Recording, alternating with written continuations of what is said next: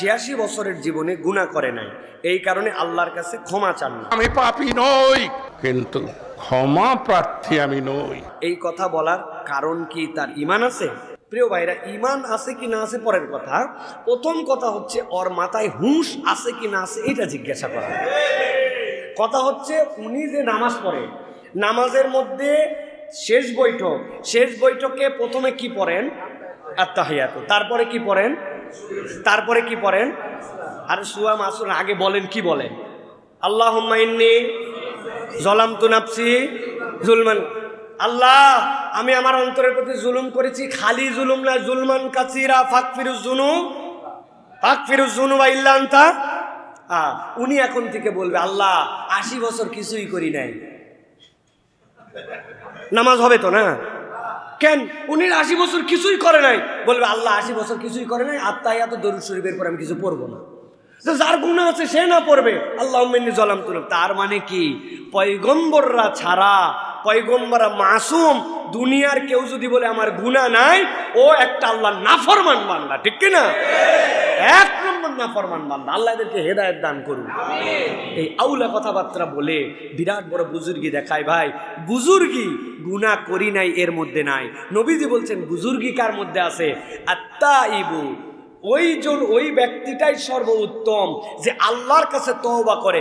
লিমাল্লা যামবালা, যদি সে তওবা করে, তওবা তার মনে হবে যেন তার গুনাহ নাই। তাও বুঝেন, মনে হবে যেন গুনাহ নাই, গুনাহ ছিল বলেই তো মনে হবে। তার মানে পয়গম্বর ছাড়া দুনিয়াতে সবাই গুনাহ করবে। কেউ যদি বলে এই কথা, তাহলে সে বদ্ধ পাগল অথবা শয়তানের এজেন্ট। শয়তানের কি? আল্লাহ আমাদেরকে বোঝার তৌফিক দান করুন। আল্লাহ এদের থেকে আমাদেরকে বাঁচার তৌফিক দান করুন। আর তাদের জন্য দোয়া করে আল্লাহ এদেরকে হেদায়েত দান করুন। কত ধরনের কথা আমাদের সমাজে জানেন। একজন বলছে ভাত খান না, হ্যাঁ তো ভাত খাওয়া নেশা না? দুপুরবেলা খিদা লাগলে আপনি পাগল হয়ে যান না খাওয়ার জন্য? হ্যাঁ। নাস্তা করেন না? হ্যাঁ নাস্তা করি। আপনি নামাজ পড়েন না?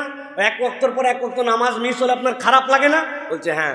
বলছে আমার গাঁজা খাওয়াটা ওই রকমই, গাঁজা না খেলে আমার ভাল লাগে না। তাহলে নামাজও নেশা, গাঁজাও নেশা। চিন্তা করছেন আপনি কোথাকার যুক্তি কোথায় লাগায় দিয়েছে? আপনি চিন্তা করছেন? হ্যাঁ, আল্লাহ রাব্বুল আমিন আমাদেরকে হেদায়েত দান করুন।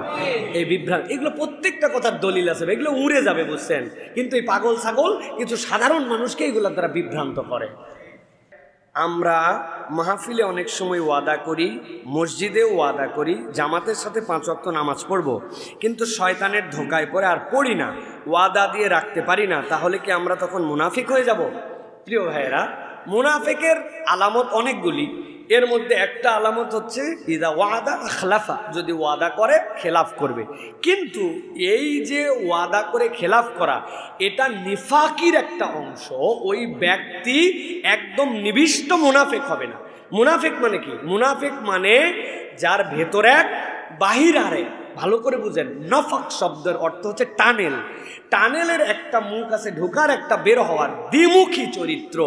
সে নামাজকে অস্বীকার করে নাই, ওয়াদাও করছে করব বলে, কিন্তু মনে মনে এরকম মনে করে না। উপরে উপরে ওয়াদা করছে, কিন্তু ভিতরে ভিতরে বলে ধরু নামাজ আন্দাজে, এটা একটা ফালতু জিনিস, এটার কোনো ভ্যালুই নাই। এইটা যদি বলে তাহলে মুনাফিক থেকে সে কাফের পর্যন্ত হয়ে যেতে পারে। কিন্তু ওয়াদা করছে, করার ইচ্ছা আছে, এইটা সে সত্যি সত্যি দিল থেকেই বলছে, কিন্তু শয়তানের প্ররোচনায় সেইটা পারে নাই। তাহলে এটা একটা নেফাকি চরিত্র হবে, কিন্তু ব্যক্তি তখন মুনাফিক হবে না। বুঝাতে পারছি আপনাদেরকে?